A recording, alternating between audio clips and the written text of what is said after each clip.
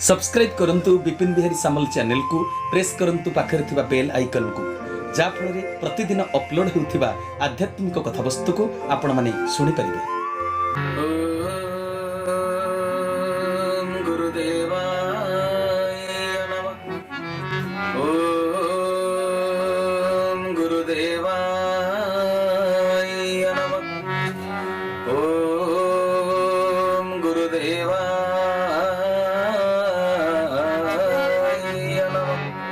सर्वप्रथमे से परम प्रेममय परम कारुणिक भक्तबंधु भावग्राही जगतर नाथ जगन्नाथ कृष्ण केशवंकर अभय चरणारविंद जुगले कोटि कोटि अनंत कोटि बार मानसिक भाव भूमिपात साष्टांग दंडवत तत्परे ए कथावस्तु को श्रवण करुवा समस्त सदात्मा दिव्यात्मा मानू मोर हृदयर गभीरतम प्रदेश सश्रद्ध गुरुस्वामी प्रणाम प्रीतिभरा नमस्कार।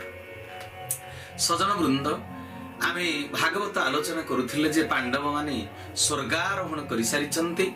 पांडव मानक परलोक गमन परे राजा परीक्षित निजर शक्ति बल रे राज्य जय करि चक्रवर्तीपण अर्जन कले, इरावती को विवाह कले, पुत्र जन्मजय जन्म नेला। कृपाचार्य तत्वावधान रे तीनोटी अश्वमेध यज्ञ कराइले राजा परीक्षित। एते धर्मपरायण परीक्षित थिले जे देवता माने प्रत्यक्ष रे आसी यज्ञ भाग तांकर ग्रहण करुथांती। यज्ञ भाग जो यज्ञ अर्पण करा जाउथिला देवता मानकु देवता माने प्रत्यक्ष रे आसी ताकु ग्रहण करुथांती। परीक्षितंकर शक्ति सामर्थ्य पराक्रम आगरे अन्यान्य राजा महाराजा माने नति स्वीकार करिथांती। नामकरण उत्सव बेले पंडित माने जे भविष्यवाणी देथिले जातक अनुसार से समस्त सद्गुण परीक्षितंक ठारे प्रकाश पाउथाय। धीरे धीरे दिग्विजय करी फेरिबा पथरे दिने से गोटे घटना देखिले। परीक्षित देखुचंती गोटे वृषभ और गोटे गाई को जने राजा निस्तुक प्रहार करुछि। धोब फर फर से वृषभ अति क्षीणांग पतला शरीर थिले। तीन पाद तांकर कटि जाइछि, गोटे पादरे से छिड़ा होइछंती। गोमाता मुह सुखै विपदग्रस्त होई कांदिबा भरी से लागुछंती। तांकु प्रहार करुथिबा से जो दुष्ट राजा को परीक्षित महाराज धरि आनी दंड देले। ए प्रसंग को एते संक्षेप रे कहिबारु सुनिबारे आग्रह रखिथिबा सौनक ऋषिंकर मन पाइला नाही। तेणु सौनक कहिले हे सुत महाभाग आमको टिके विस्तार भाव रे ए घटना को कहंतु। से वृषभ किए थिले, से गोमाता किए थिले, से दुष्ट राजा भी किए थिला। एमिति काहे कि वृषभ आ गोमाता को सी प्रहार करुथिले। से तीन जन जाक वास्तव रे किए थिले, से घटनाटी कोन आमको संक्षेप रे न कहि टिके विस्तारित भाव रे लंबा करी कथाटा टिके कहंतु। से दुष्ट राजा को परीक्षित दंड देले, पुणी छाड़ी देले केमिति? मारी न देले काहेकि? गोमाता को जी गोइठा मारे से शूद्र, मां को जी दुख दिए से पुत्र हेउची शूद्र। हे सुत महर्षि, भगवान को लीला सहित ए कथार जदि संपर्क अछि तबे आमको विस्तारित करी से कथा गुडिक सब कहंतु। आमे तो घर द्वार छाड़ी हरि कथा श्रवण करिबा पई तरी जिबा पई जंगल को आमे आसीचु, वनवास करूछु। आपण सब कथा हमको बुझाई कहंतु। जीवन थिबा समय रे हरि कथा व्यतीत आउ जे कथा रे मन दबो से किछि लाभ नाही। सौनक कहउचंती हरि कथा व्यतीत आमरा कोउथिरे मन नाही हे सुत महर्षि। तेणु भागवत रे सुंदर कथा, आत्मज्ञान कथा, मनीष प्रकृत रे जे भक्त ता अंतर कथा लिखाई।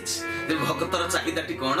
ए कृष्ण कथार सवाणी ए जीव तरे जा सुनी शरीर बही मोह कल्पे जन्म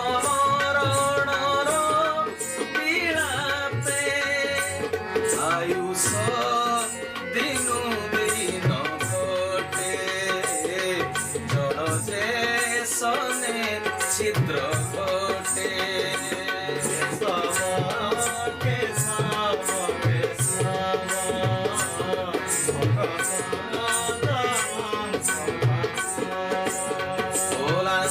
भगवान की बोल भक्त वत्सल भगवान की।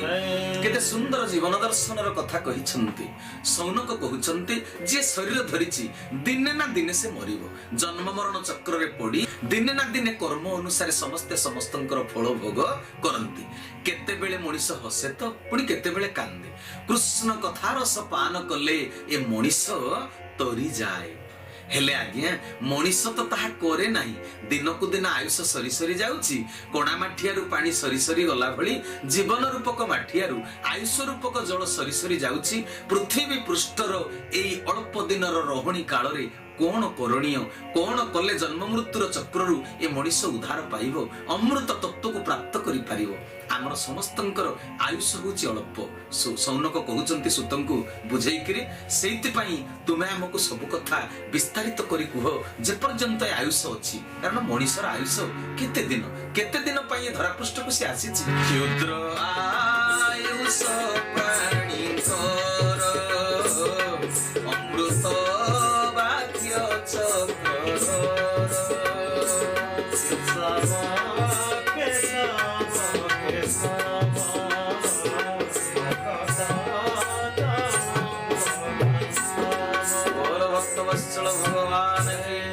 क्षुद्र आयुष प्राणींकर अमृत वाक्य चक्रधर। प्रभुंकर कथा होची सबुठु सुंदर। मनुष्यर बंचिबा समय अल्प, सेई अल्प दिन काल मध्यरे चक्रधर भगवानकर अमृत गाथा केवल श्रवण करिबा कथा। मनीष अन्य काम रे जीवन को एते अतिबाहित करूची, किंतु प्रकृत काम जोटा करिबा उचित सेतिक बेलकु से बेसी समय देई पारु नाही। मनीष कोन करूची? स्वभावे मंद बुद्धि प्राणी निज सन प्रमाणी निरते मंद कर्म करे तार आयुष ए संसारे पथे हरई निद्रा नासी जीव से व्यर्थ कर्मे ग्रासी।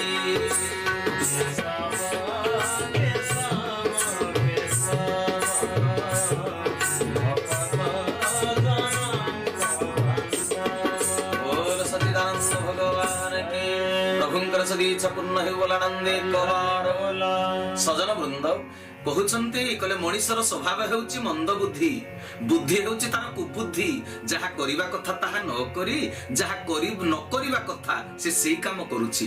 टंकार परिमाण को गणी गणी वृद्धि करूची। केते बैंक बैलेंस को दिन अधिक हेले दरमा आसिकरी अटैच हैला से सब बेले क्रेडिट हैला केते पैसा से एटीएम रु देखिकरी खुशी होउची। गणी गणी टंका को से वृद्धि करूची। निज आयुषर परिमाण केते से जानी। धन संपत्तिर हिसाब कसी कसी कार अधिक हेले किए गर्व करूची, कार कमी गले से दुख रे बुडी जाउची। समस्ते धन संपदर हिसाब करूछंती, निज आयुषर हिसाब का पाखरे नाही। अधा आयुष केवल सोई सोई निद्रा रे कटई दउची ए मनीष। आउ किछि समय अଯଥା व्यर्थ कर्म दिन रे से करिकरी सारी दउछि। हरि कीर्तन भली यथा काम, यथार्थ काम यथार्थ काम, सतसंग भली यथार्थ काम से जीवन रे बेसी करू नाही। हे सुत महर्षि आमको एबे सतसंगर गोटे सुजोग मिलिछि। आमे घर द्वार छाड़ी जंगल को आसीछु। तापरे आ गुटिए कथा नैमिषा अरण्यर यज्ञ कार्य रे निजे जमराजा भी जोग देई छन्ति। जे पर्यंत आपनक कथा शेष न होईछि जमराजा परा प्रत्यागमन करिवेनी तांकर लोक को, तांकर स्थल को। सतसंग चलीथिबा समय रे तेनु जमराजा जेहेतु एठी अछंती कहार मृत्यु होबार भी नाही, तांको ऑफिस खोला हेबार नाही। तेनु आम पाखरे पर्याप्त समय अछि। आपण कोनोसी कथा को छोटिया न करी संक्षेप न करी आपण विस्तार भाव रे हमकु वर्णना करिकरी कहंतु। ए कथा सौनक सुत महर्षि के कहउचंती। तापरे सौनक ऋषि कोन कले ना सौनकଙ୍କ ठारू ए कथा सुनिला परे से कोली संपर्क रे कथा कहिबा आरंभ करिसंती। एथरो संक्षेप रे से न कहि विस्तार भाव रे कहिबार से आरंभ कले। राजा परीक्षित चतुरंगणी सेनांक सह सिंहध्वज रथ चढ़ी रथ रे बसी दिग्विजय करी बाहर राज्य को से चली गले। भद्राश्व केतुमाल उत्तर कुरु किंपुरुष वर्ष आदि भूखंड जय करी राजा मानक ठारू उपहार ग्रहण कले। समस्त राजा महाराजा माने परीक्षितंकु पूर्व पुरुष चंद्रवंशी ख्यातनाम वीर मानकर कथा कही प्रशंसा करुथांती। हे परीक्षित तमे चंद्रवंशर उत्तर दायाद। निज वंशर मर्यादा कथा सुनी परीक्षित छाती कुंडे मोट आनंद कहिले न सरे। निजर पूर्व पुरुष मानकर अमर गाथा को से श्रवण करुछंती। पांडव मानकर कीर्ति वर्णना रे से माने श्रीकृष्णकर महिमा को पुनी जोड़ी देउथांती। कारण पांडव माने श्रीकृष्णकर थिले अति प्रिय। ଯେତେବେଳେ ଯୋଡ଼ିକିରି କଥା କହୁଥାନ୍ତି ଅଶ୍ୱତ୍ଥାମାର ବ୍ରହ୍ମଶାପରୁ ତୁମକୁ ବି ଶ୍ରୀକୃଷ୍ଣ ରକ୍ଷା କରିଛନ୍ତି ହେ ଚକ୍ରବର୍ତ୍ତୀ ରାଜା ପରୀକ୍ଷିତ। ଏପରି ସ୍ତୁତିଗାନକାରୀଙ୍କ ଠାରୁ ଶୁଣିଲା ପରେ ରାଜାଙ୍କର ଏ ପରୀକ୍ଷିତ ଅତ୍ୟନ୍ତ ପ୍ରସନ୍ନ ହେଇଗଲେ। ନିଜ କଥା ଯେତେବେଳେ ଶୁଣିଲେ ମାତୃଗର୍ଭରୁ ଏମିତି ଶ୍ରୀକୃଷ୍ଣ ତାକୁ ରକ୍ଷା କରିଥିଲେ, ଏ କାହାଣୀ ତ ଚତୁର୍ଦିଗରେ ବିସ୍ତାରିତ ହେଇଯାଇଥିଲା ନା। ପରୀକ୍ଷିତଙ୍କୁ ଦେଖି ଆନନ୍ଦ ଏତେ ଲାଗିଲା, ମାନେ ରାଜା ମହାରାଜା ମାନେ ତାଙ୍କୁ ଯୋଉ ସମ୍ବର୍ଦ୍ଧନା ଜଣାଉଛନ୍ତି, ପୂର୍ବପୁରୁଷକ ମାନଙ୍କ ପାଇଁ ତାଙ୍କୁ ଖ୍ୟାତି ଦଉଛନ୍ତି, କୀର୍ତ୍ତି ଦଉଛନ୍ତି, ତାଙ୍କୁ ପ୍ରଶଂସା କରୁଛନ୍ତି। ଭଗବାନ ଶ୍ରୀକୃଷ୍ଣ ମୋ ଜେଜେବାପାଙ୍କ ସାରଥୀ ସାଜିଥିଲେ, ମୋ ଜେଜେବାପା ଅର୍ଜୁନଙ୍କର ଭଗବାନ ନିଜେ ସାରଥୀ ଥିଲେ, ମୋର ପିତାମହଙ୍କ ଶ୍ରୀକୃଷ୍ଣଙ୍କର ଦୂତ ସାଜି ଦୁର୍ଯ୍ୟୋଧନ ପାଖକୁ ସନ୍ଧି ପ୍ରସ୍ତାବ ନେଇ ଯାଇଥିଲେ। କେତେ ବଡ଼ କଥା! ମୋର ପୂର୍ବପୁରୁଷ ମାନେ କେତେ ସୌଭାଗ୍ୟବନ୍ତ ତାହେଲେ ଥିଲେ। ଭଗବାନଙ୍କୁ ସମସ୍ତେ ସେବା ଦିଅନ୍ତି, ଭଗବାନ ମୋର ପୂର୍ବଜ ମାନଙ୍କୁ ସେବା ଦେଉଥିଲେ।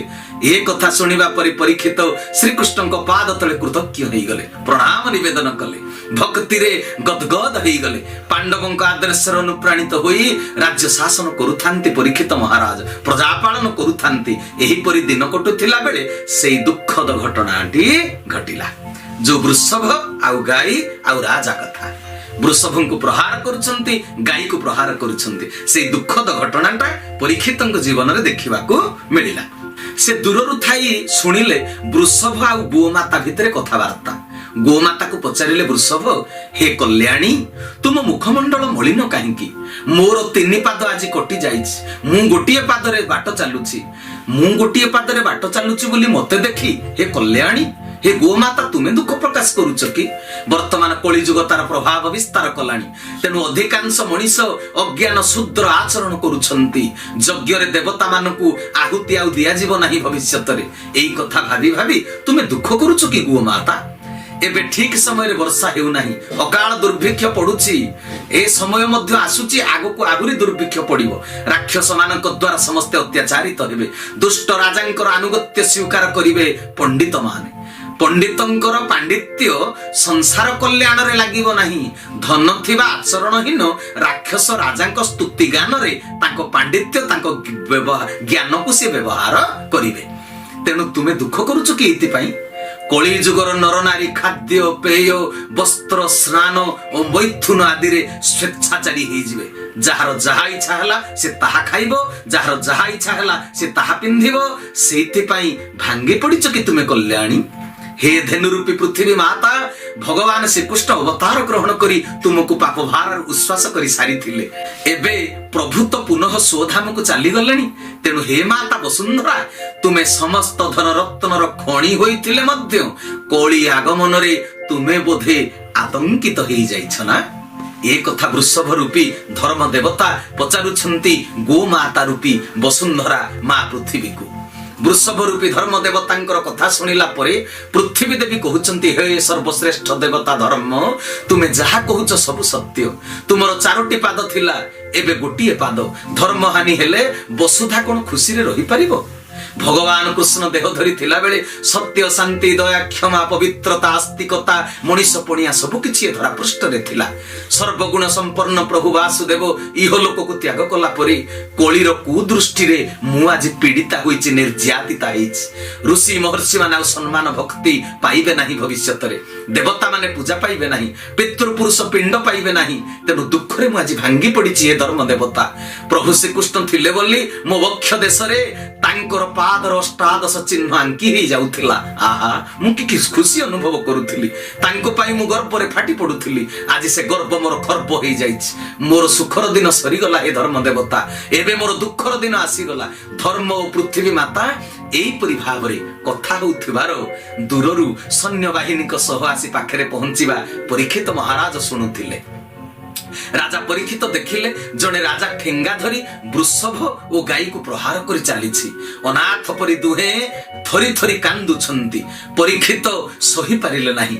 जे गोमाता सृष्टिर मंगलकारिणी, धर्म कर्म रे व्यवहार होउतिबा तार क्षीर दही घीओ से सब को से प्रदान करूछि। जहांकर मूत्र हेउछि अमोघ औषधि, जहांकर मल हेउछि पवित्र कारिणी लेपन। वसुधा पवित्र हो जाउछि, जहाको लिपि देले से गोमाता को प्रहार करुथिबा राजा किए? राजा परीक्षित से अत्याचारी राजा को आह्वान करी कहिले, आरे ଆରେ ମୂର୍ଖ ନିଷ୍ଠୁର ନିର୍ମମ ଅଜ୍ଞାନ ଶୂଦ୍ର ଈଶ୍ୱରଙ୍କ ସୃଷ୍ଟିରେ ଏ ଦୁର୍ବଳ ପ୍ରାଣୀକୁ ତୋତେ ପ୍ରହାର କରିବାକୁ କିଏ କହିଲା? ତୁ ଯଦି ରାଜା, ତୁ ଯଦି ବଳବାନ, ତୁ ବଳବାନ ସାଥିରେ ଲଢେଇ କରି ତୋର ଖ୍ୟାତି ଅର୍ଜନ କର। ତୁ ଦୁର୍ବଳ ପ୍ରାଣୀକୁ ତୁ ମାରୁଛୁ କାହିଁକି? ତୋର କେଉଁ ସ୍ୱାର୍ଥରେ ସେମାନେ ବାଧା ପକେଇଛନ୍ତି କହ? ଭଗବାନ ଶ୍ରୀକୃଷ୍ଣ ପରମ ଧାମକୁ ଚାଲିଗଲେଣି ବୋଲି ଏ ନିର୍ଦ୍ଦୋଷ ହିତକାରୀ ପ୍ରାଣୀ ମାନଙ୍କୁ ତୁ ମାରୁଛୁ କାହିଁକି? ଗୋମାତାକୁ ସମ୍ମାନ ଭକ୍ତି ଦେଇ ସୁରକ୍ଷା ଦେବାର ଶିକ୍ଷା ଦେବା ପାଇଁ ଭଗବାନ ପରା ନିଜେ ଗୋପାଳ ରୂପ ଧାରଣ କରିଥିଲେ, ନିଜେ ଗୋପାଳ ସାଜିଥିଲେ ପ୍ରଭୁ କୃଷ୍ଣ। ତୁ ସତରେ ରାଜା ନା ନାଟକରେ ଅଭିନୟ କରୁଥିବା ରାଜା? ରାଜା ତ ପ୍ରଜାବତ୍ସଳ, ଜୀବର ମଙ୍ଗଳକାରୀ। ଯିଏ ଅଜ୍ଞାନ ପାପିଷ୍ଠ ତାକୁ ଶୂଦ୍ର ବୋଲି କୁହାଯାଏ। ଶୁଦ୍ଧ ଦୟା ଭାବ ରହିତ ଜୀବକୁ ଶୂଦ୍ର କହନ୍ତି। ତୋ ପାଖରେ ପର ଉପକାର ବଦଳରେ ପରର ଅନିଷ୍ଟ ସାଧନ ଗୁଣ ରହିଥିବାରୁ ମୁଁ ତୋତେ ଶୂଦ୍ର ବୋଲି ଉଚ୍ଚାରଣ କରୁଛି। ସଜନ ବୃନ୍ଦ, ଏ ସଂସାରରେ ଯେଉଁମାନେ ଗୋମାତାର ଶତ୍ରୁ ସେମାନେ ହଉଛନ୍ତି ଶୂଦ୍ର। ରାଜା ପରୀକ୍ଷିତ ସମବେଦନା ଜଣାଇ ବୃଷଭ ରୂପଧାରୀ ମହାତ୍ମାଙ୍କୁ ପଚାରିଲେ, ହେ ଶୁଭ୍ର ଦେହୀ ମହାତ୍ମା, ଆପଣଙ୍କର 3 ପାଦ ନଥାଇ ଗୋଟିଏ ପାଦରେ ଆପଣ ଚାଲି ପାରୁଛନ୍ତି। ଆପଣ କଣ ଜଣେ ଦେବତା? ଆପଣଙ୍କର ଆଉ 3ଟି ପାଦ କଣ ହେଲା? ହେ ଗୋମାତା, ପାଣ୍ଡବ ବଂଶ ରାଜାଙ୍କ ରାଜତ୍ୱରେ କୌଣସି ପ୍ରକାର ବ୍ୟକ୍ତିର ଆଖିରୁ ଲୁହ ଝରେ ନାହିଁ, କୌଣସି ପ୍ରାଣୀର, କୌଣସି ଜୀବର। ତୁମେ କାନ୍ଦୁଛ, ମତେ ବଡ ଦୁଃଖ ଲାଗୁଛି, ମତେ ଅନୁଶୋଚନା ଆସୁଛି। ମୁଁ ରାଜା ହେଇ କିଛି ଲାଭ ନାହିଁ ବୋଲି ତୁମକୁ ପ୍ରହାର କରୁଥିବା ଏ ଦୁଷ୍ଟକୁ ମୁଁ କେବେ ବି ଛାଡ଼ିବି ନାହିଁ, କେବେ ବି କ୍ଷମା ଦେବେ ନାହିଁ। ରାଜା କାହାକୁ କୁହାଯାଏ? ରାଜଧର୍ମ କଣ ଏକଥା ମୁଁ ଜାଣିଛି। ପରୀକ୍ଷିତ କହୁଛନ୍ତି, ରାଜା କାହାକୁ କୁହାଯାଏ? ଅନ୍ୟାୟୀ କିଏ, ନ୍ୟାୟୀ କିଏ? ରାଜେ ପ୍ରଜା ବଳେ ହିଂସା କରନ୍ତି ଦୁଷ୍ଟ ଖୋଳେ ସାଜେବେ ରାଜା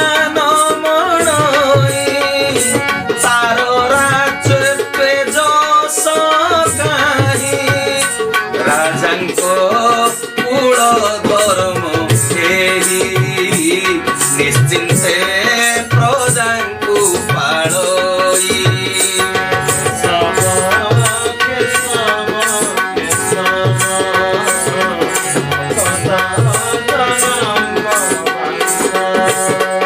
ବୋଲ ପ୍ରଜାନୁରଞ୍ଜନ ରାଜା ପରୀକ୍ଷିତ ମହାରାଜଙ୍କର, ବୋଲ ସଚିଦାନନ୍ଦ ଭଗବାନ କି। ତେଣୁ ସଜନ ବୃନ୍ଦ, ପ୍ରକୃତରେ ନ୍ୟାୟବନ୍ତ ରାଜା କିଏ? ଅନ୍ୟାୟୀ ରାଜା ଯେତେବେଳେ ଅନ୍ୟାୟ କରେ ଏ ପୃଥିବୀରେ କଣ ହୁଏ ପରିବର୍ତ୍ତନ, ଏ ଦୁନିଆରେ କଣ ପରିବର୍ତ୍ତନ ହୁଏ, କେତେ ସୁନ୍ଦର ଭାବରେ ପରୀକ୍ଷିତ ମହାରାଜ ତାକୁ ବୁଝେଇ ଦେଇ କହୁଛନ୍ତି। ମନ ଧ୍ୟାନ ଦେଇ କଥାକୁ ଶ୍ରବଣ କରିବେ ସାଧୁ ମଣ୍ଡଳୀ। କହିଲେ, ଯେଉଁ ରାଜ୍ୟରେ ରାଜାକୁ ପ୍ରଜାମାନେ ମାନୁନାହାନ୍ତି ସେ ରାଜା ପ୍ରକୃତରେ ରାଜା ନୁହେଁ। ରାଜାଙ୍କ ବିରୁଦ୍ଧରେ ଯୋଉଠି ପ୍ରଜାମାନେ ମେଳି ହୋଇ ସ୍ୱର ଉତ୍ତୋଳନ କରୁଛନ୍ତି, ଆନ୍ଦୋଳନ କରୁଛନ୍ତି, ସେ ରାଜାକୁ ପ୍ରକୃତ ରାଜା କୁହାଯିବ ନାହିଁ। ରାଜା ଯଦି ଅନ୍ୟାୟ କରେ ପ୍ରଜାମାନେ ଅସନ୍ତୁଷ୍ଟ ହୁଅନ୍ତି। ଯିଏ ଅନ୍ୟାୟୀ ସେ ରାଜା ହେବାକୁ କେବେ ଯୋଗ୍ୟ ନୁହେଁ। ରାଜା ନ୍ୟାୟବନ୍ତ ହୋଇ ମଧ୍ୟ ଯଦି ଦୁଷ୍ଟ ଖଳ ପ୍ରଜାମାନେ ରାଜାଙ୍କର ବିରୁଦ୍ଧାଚରଣ କରନ୍ତି, ଯେଉଁ ରାଜା ଖଳ ପ୍ରଜାକୁ ସୁଧାରି ପାରୁନାହିଁ ସେ ମଧ୍ୟ ରାଜା ହେବାକୁ ଯୋଗ୍ୟ ନୁହେଁ।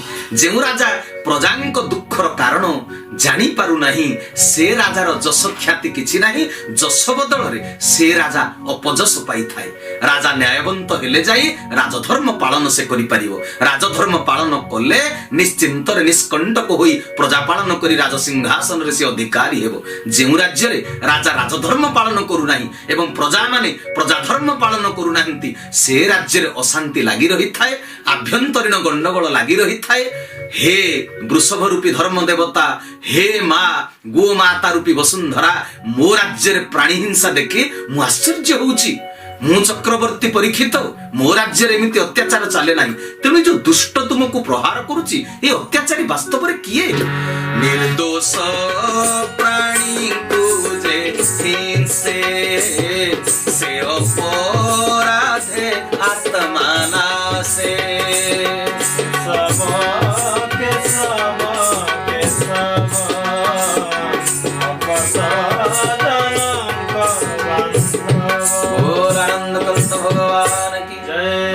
सदी च पूर्ण हेउ बोल आनंदे एकबार हरि बोल। सजन वृंद केते सुंदर भाव रे कहउचंती राजा परीक्षित कहले निर्दोष प्राणी को जी हिंसा करे अत्याचार करी जातना जंत्रणा दिए प्रकारांतरे से निज आत्मार विनाशकारी से होई थाए से निजे निजर शत्रु होई थाए समस्त ईश्वरक संतान तेनु केही काहाकू हिंसा करिबा उचित नुहे जी अन्य को आघात दिए अन्य ठारू आघात से पाइब निश्चित परीक्षितंकर धर्म अनुकूल वचन सुनी एथर वृषभ रूपी धर्म देवता उत्तर देले कौन से उत्तर दौचंती आमे ताकू आलोचना करिबा परवर्ती अध्याय रे कारण आज समय होई जाईछि तेनु आमे परवर्ती एपिसोड रे पुनी आलोचना करिबा वृषभ कौन कहउचंती परीक्षित को आउ वृषभ गोमाता वसुंधरांकर दुख सुनिला परे कौन पदक्षेप नउचंती राजा परीक्षित ए कथा आमे परवर्ती अध्याय रे आलोचना करिबा तेबे समय अनुसार आज रो कथा वस्तु को एठी विश्राम देउछि हरि ओम तत्सत हरि ओम तत्सत हरि ओम तत्सत श्री केशवार्पणमस्तु